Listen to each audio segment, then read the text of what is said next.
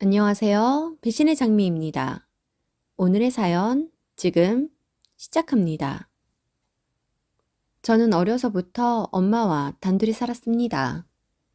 아버지와 엄마는 제가 아주 어렸을 때 이혼을 하셨다고 하더군요.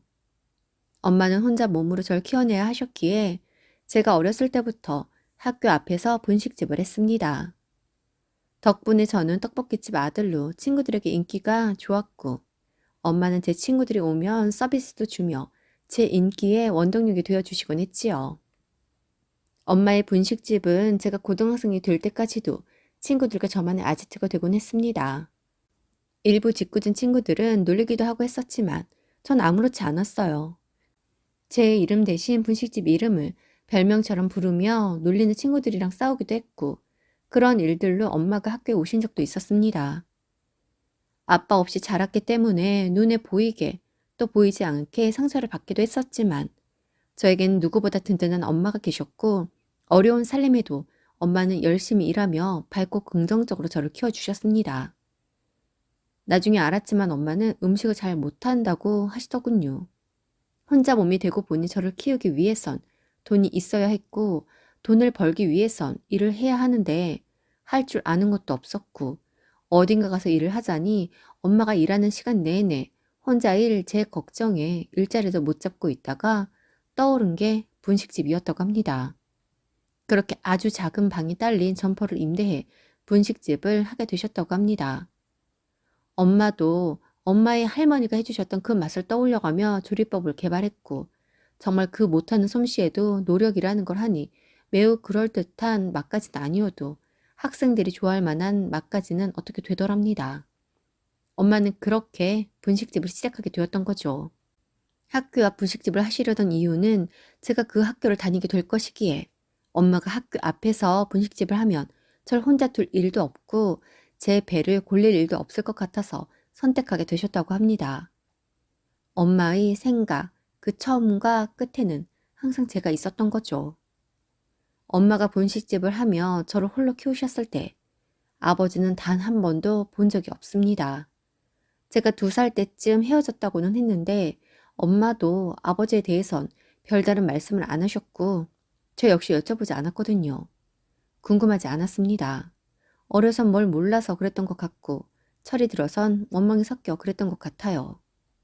제가 조금 자라자 엄마는 아버지의 성함을 알려주었고 아버지와 엄마는 성격 차이로 이혼을 한 거라고 하시더군요. 두 분이 헤어질 당시 제가 너무 어렸었기에 엄마가 키우기로 한 것이고 아버지에게는 제가 다 클 때까지는 정서적인 안정 문제로 찾아오지 말아달라고 부탁을 하셨다고 합니다. 분명 엄마는 그렇게 이야기하셨지만 느낌으로 알았어요. 엄마가 아버지에게 절 찾아오지 말라고 이야기한 게 아니라 그냥 아버지는 날 안 찾는 것이라는 걸요. 엄마는 초등학교 앞에서 10년이 훌쩍 넘도록 한결같이 분식집을 했고 점점 맛도 좋아지다 보니 동네에서 꽤나 유명해졌습니다. 그 덕에 엄마는 밤 늦게까지 일을 하지 않아도 되었어요. 그날의 재료가 소진되는 대로 문을 닫으셨기에 이르면 4~5시, 늦으면 7시에 집에 오셨습니다. 욕심내서 더 일하면 더 벌 수 있었지만 엄마와 제가 나름 정한 규칙이었어요. 하루에 정한 양까지만 팔고 문을 닫거나 늦어도 8시까지는 퇴근해 집에 오는 것으로요. 엄마는 평생 일을 하며 저를 키웠으니 남은 생 동안 저와 오랫동안 건강하게 함께 살려면 약속을 지켜달라고 했습니다. 우리의 그 약속은 지금 제 나이 30이 넘어서도 유효하고요. 저는 대학을 졸업하고 대기업에 취직을 했습니다. 전공 덕을 보기도 했지만 학점 관리를 위해서 진짜 열심히 했거든요. 제가 안정적인 직장을 구해야 엄마를 쉬게 할 수 있다고 생각했습니다. 하지만 엄마는 제가 취업을 했음에도 여전히 일을 합니다. 엄마 말로는 지금은 돈을 벌기 위함보다는 오랫동안 와주는 손님들, 그리고 엄마의 떡볶이를 좋아해주는 학생들 때문에 놓을 수가 없다고 하시더군요. 그리고 몸이 아픈 것도 아닌데 아직은 일을 할 수 있는 젊은 나이라며 아무것도 안 하는 게 오히려 당신의 건강을 해치는 거라고 하십니다. 엄마의 말씀이 무엇인진 압니다. 다만 저는 평생을 엄마의 옆에서 그 고생을 다 보아왔기에 그만 쉬게 해드리고 싶었을 뿐입니다. 제가 직장에 다니게 되니 저희는 살면서 가장 안정적이게 생활을 하게 되었습니다. 비록 일은 힘들고 야근도 하고 출장도 잦았지만 제가 월급을 모아 목돈이 되면 엄마와 함께 살 아파트로 이사가는 꿈을 꾸면서 그렇게 살아갔습니다. 그러던 어느 날 제 휴대폰으로 한 통의 전화가 왔습니다. 그게 불과 6개월 전이네요. 당시엔 일을 하던 도중이라 받지는 못했고 이후에 잠시 짬이 난 시간에 누구인가 하고 부재중 전화를 보고 전화를 하니 수학의 너머의 상대방은 나이가 있으신 남성분이었습니다. 전화를 잘못 걸었나 싶었습니다. 여보세요? 1시간 전에 부재중 전화가 들어와 있어서 전화 드렸습니다. 누구세요? 앱이다. 네? 전화 잘못 거신 것 같은데요. 네 앱이라고. 전 아버지가 안 계십니다. 아드님 전화번호 다시 확인해 보세요. 그런데 그분은 몇 번을 당신이 제 아버지라고 하시더니 제 이름을 부르시더군요. 순간 아무 말을 할 수가 없었습니다. 그러면서 새삼 떠올랐습니다. 나도 아버지가 있긴 했지 하고 말이지요. 어렸을 때 해주었던 엄마의 말이 맞았나? 아버지는 나를 보고 싶었는데 엄마와의 약속으로 나를 찾지 않았던 건가? 하는 생각도 동시에 떠올랐습니다. 안녕하세요. 저는 당황하였지만 이내 침착하게 대화를 이어나갔습니다. 아버지라는 분은 저에게 한번 만났으면 좋겠다고 하시더군요. 그래서 생각할 시간이 필요하다고 했고 아버지는 바로 내일 연락을 달라고 하십니다. 숨길 이유도 없고 숨겨서도 안 된다고 생각해서 엄마에게 이야기를 했습니다. 아버지에게서 연락이 왔다고 하니 엄마는 당황하시면서도 아버지가 별 말이 없이 만나자고만 하더냐며 저에게 물었습니다. 그래서 그렇다고 했어요. 정말 별다른 말은 없었으니까요. 엄마가 그러시더군요. 당신께서는 아버지와 이혼해 다시 남남이 되었지만 저와 아버지는 이랬든 저랬든 부자 관계이니 만나라 마라 하실 순 없다고. 제가 엄마의 아들이지만 성인이기도 하니 제가 하고 싶은 대로 하라고 하십니다. 그게 무엇이 되었든 당신께서는 서운하다 생각하지 않으시겠다면서요. 아버지께서도 어린 절 찾아온 게 아닌 만큼 성인이 된 저라도 보고 싶어서 찾아온 것 같으니 알아서 하라고 하십니다. 엄마의 입장에서 생각해보니 요즘처럼 이혼한다고 해서 위자료나 양육비 이런 게 법적으로 잘 보호받던 시대가 아니었던 만큼 혼자 몸으로 아들 키우겠다고 안 해본 고생이 없는데 이렇게 잘 키워놓으니 이제 와서 아들을 만나겠다는 아버지가 정말 너무너무 얄미울 만도 한데 그 속마음은 어떤지 몰라도 엄마는 일절 티를 내지 않고 제 입장에서 이야기를 해주셨습니다. 다음 날 제가 전화를 하기도 전에 아침부터 아버지에게 전화가 왔습니다. 대뜸 회사가 어디냐며 점심시간에 회사 근처로 오시겠다고 합니다.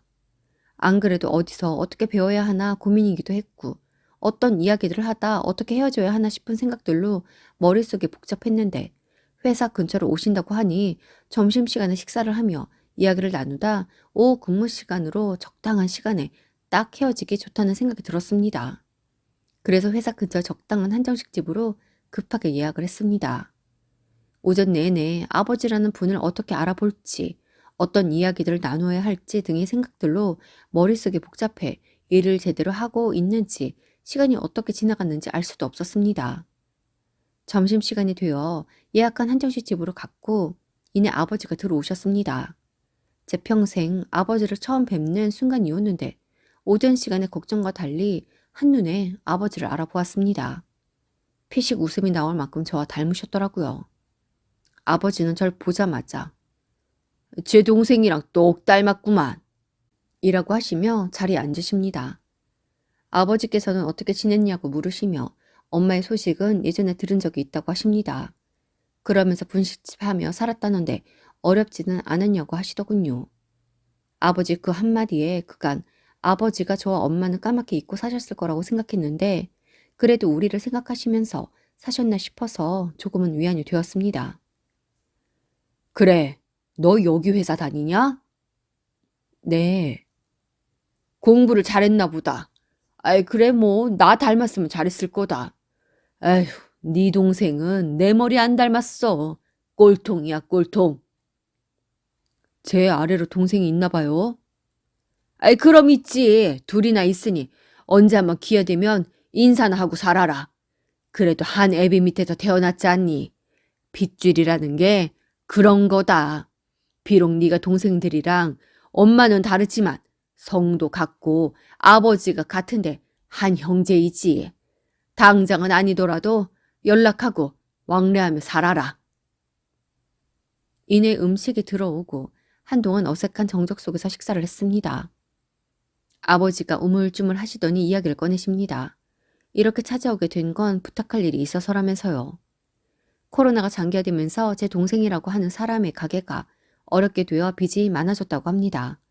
당장에 가게 문을 닫아도 빚더미에 앉게 되는 지경이라며 지금 상황이 매우 안 좋아서 그러니 혹시 도와줄 수 있는 돈이 있으면 좀 도와달라 싶니다. 오늘 처음 배웠는데 30년 넘는 내 인생에서 아버지를 처음 만났는데 아버지가 제게 한 말은 배다른 동생의 빚을 갚아주라는 말이었습니다. 머리를 한 대 얻어맞은 것 같고 아무 생각도 안 들었어요. 아버지께서는 그런 제 표정을 읽으셨는지 그래, 널 보자마자 이런 말을 해서 미안하다. 그런데 오죽하면 내가 네 연락처까지 알아내어서 찾아왔겠어.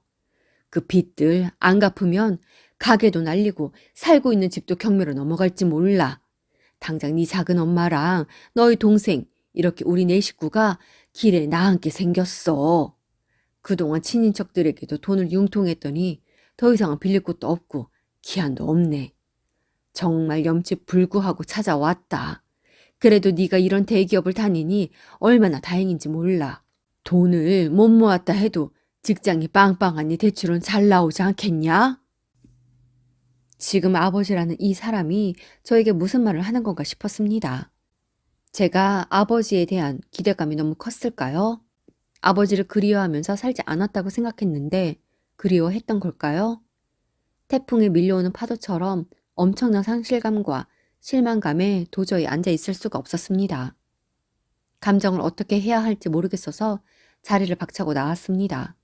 그러자 아버지는 당황했다는 듯이 따라 나서더군요. 그냥 빠르게 회사로 가버렸습니다. 뒤에서 절 부르셨지만 들리지 않는 듯 어떤 여지도 주지 않고 사무실로 올라가 버렸어요. 그러자 전화를 하시더군요. 아버지에게서 몇 번의 전화가 왔지만 받지 않았습니다. 제가 받을 이유가 없잖아요. 그러자 아버지는 문자로 잘 생각해 보라고, 서로 나무로 지낸 세월이 길지만 그래도 핏줄이지 않냐고, 제가 자연스럽게 아버지의 새로운 가족들과 하나로 연결될 수 있는 좋은 기회라고 생각하라고 합니다. 어려울 때 돕는 게 진정한 가족이고 형제지 않겠냐면서 여러 사람 살리고 우리 가족을 살린다 생각하면서 잘 생각해 보라고 합니다.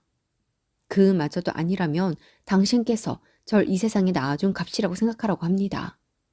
당신을 닮아 똑똑하고 그래서 공부를 잘하고 이 회사까지 다니는 것이니 지금 제가 이렇게 먹고 사는 게 당신께서 절 낳아주어서라면서요. 그러면서 너무나 당당하게 다음 날까지 연락을 달라고 하더군요. 그 실망감과 절망감에 눈물이 앞을 가려 일을 할 수도 없었습니다. 차라리 모르고 살았으면 좋았을걸. 그냥 평생 그렇게 살았으면 좋았을걸. 지금까지 난 분식집 아들이었고 홀 어머니의 아들이었고 아버지가 없어서 받았던 그 어떤 주변의 시선에도 아랑곳 않고 당당하게 살았던 사람인데 그 아버지라는 사람이 나타나 그간의 제 삶을 송두리째 흔들어버리고 있었습니다. 지금까지 내 두 다리를 땅속 깊숙이 박아 어떤 고난에도 흔들리지 않고 잘 버텨왔다고 생각했는데 아버지가 제 밑둥이 되고 도끼질을 하는 기분이었어요. 그날 퇴근 시간이 되었음에도 집에 갈 엄두가 안 나더군요. 엄마가 얼마나 궁금하시겠어요. 너무 궁금하지만 제 눈치 보느라 문자도 못 보내고 종일 제가 퇴근하기만을 기다리고 계셨을 텐데 말입니다. 아마 제가 현관에 들어서자마자 물으시겠지요. 아니면 제가 이야기하길 기다리며 제 입만 쳐다보고 있을 수도 있겠지요. 아마도 그러시겠죠. 그냥 만나지 않았다고 할 요량으로 태어나게 들어갔습니다. 아버지는 만났고? 아니요, 급한 일이 생겼다고 하셔서 다음에 뵙기로 했어요. 아, 그래. 그래, 다음에 언제? 날짜는 안 잡았어요. 뭐 길게 어딜 다녀오셔야 하나 봐요. 엄마는 더 이상 묻지 않으셨습니다. 그리고 다음 날 아버지에게서 전화가 옵니다. 받지 않았고 차단을 했어요. 더 이상 할 말이 없었으니까요. 그로부터 약 2주 뒤 회사에 있는데 엄마에게서 전화가 옵니다. 저희 근무 시간엔 웬만하면 전화를 안 하시는 분이신데 왜 그러나 싶어 전화를 받아보니 엄마는 한껏 상기된 목소리로 네 애비가 너한테 돈 해달라든? 그런데 왜 엄마한테 말 안 했어? 라고 하십니다. 이미 수학이 넘어야 엄마는 흥분을 하셨더군요. 혈압이 높은 분이라 걱정이 되어 회사에 엄마가 갑자기 아프신 것 같다고 하고 반차를 내어 집으로 갔습니다. 집에 가자 집이 난장판이 되어 있었고 엄마가 앉아서 울고 계십니다.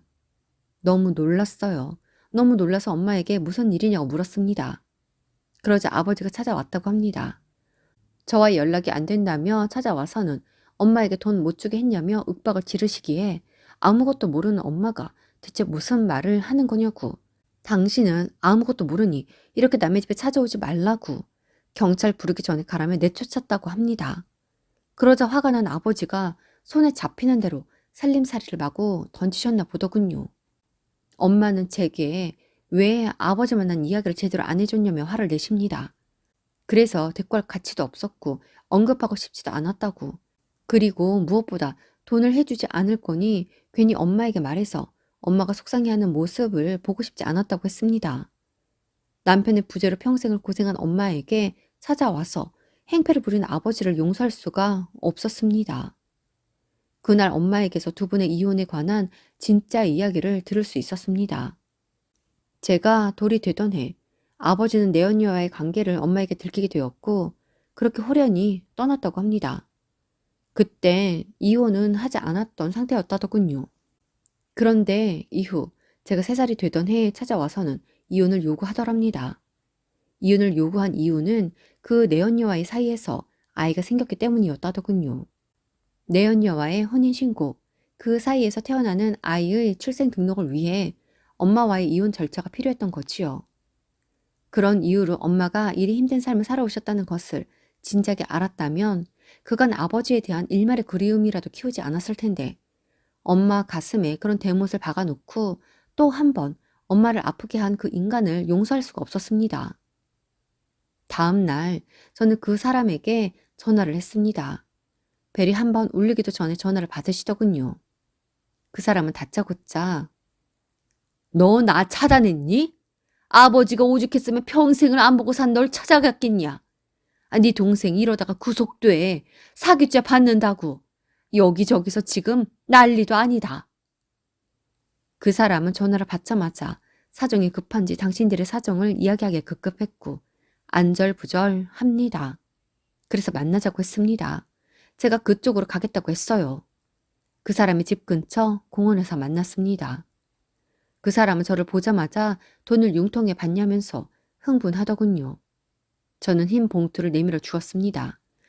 얇은 봉투의 느낌에 그 사람은 수표로 끊어왔냐며 봉투를 열어보시더군요. 그리고 니네 봉투 안에 들어있는 10,000원짜리 한 장을 보고는 얼굴 표정이 있는 대로 일그러집니다. 이게 뭐냐? 지금 어른 놀려? 나와준 감 내놓으라면서요.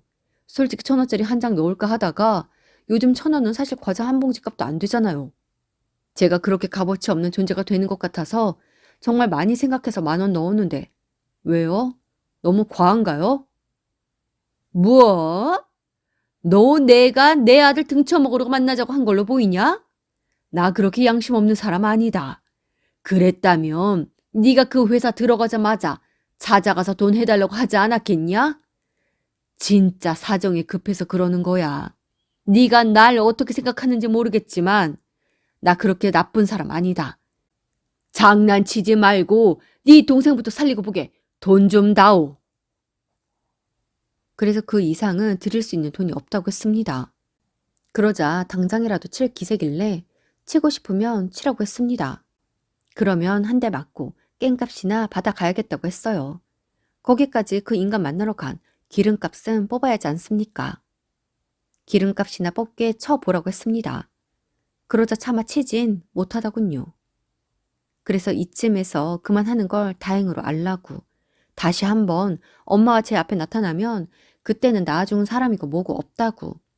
내가 아무래도 그쪽을 닮아서 성격이 그리 좋지 못한 것 같으니 알아서 판단 잘 하라고 으름장을 놓고 돌아왔습니다. 한 번은 만나서 결판을 지어야 할 것 같았어요. 그렇지 않으면 계속 연락이 올 것 같았거든요. 저도 그렇지만 엄마에게 찾아가는 꼴은 두고 볼 수가 없었습니다. 그 일이 있고 엄마와 전 바로 전화번호를 바꾸었습니다. 알아내려면 또 어떻게든 알아낼 수 있겠지만 그냥 바꾸고 싶었어요. 연락이 올까 신경 쓰는 게 싫었습니다. 엄마가 하시던 분식집도 이제는 그만 정리하시게 했고 얼마 전 집도 이사를 했습니다. 원래는 조금 더 모아서 이사를 하려고 했는데 이런 일이 생기고 보니 보안이 더 잘 되는 아파트로 하루빨리 이사를 가는 게 낫겠더군요. 그래서 대출 좀 더 땡겨서 이사를 갔습니다. 그 인간이 찾아올 수 있는 모든 것을 최대한 다 차단했어요. 그래서 이제 6개월이 지난 지금까지도 연락은 없습니다. 엄마와 저는 다시 그 이전의 일상을 되찾았습니다. 엄마는 지금도 다시 분식집을 하고 싶다며 근질근질해 하시더군요. 그래서 이제는 인생을 좀 즐기시라고 아들 30 넘게 분식집에서 키웠으면 됐다고 했습니다. 대신 한 달에 한 번씩 저와 같이 가까운 보육원에 가 보육원 아이들에게 떡볶이를 만들어 주자고 했어요. 그렇게 엄마와 보육원 봉사를 한 지 3개월이 되었습니다.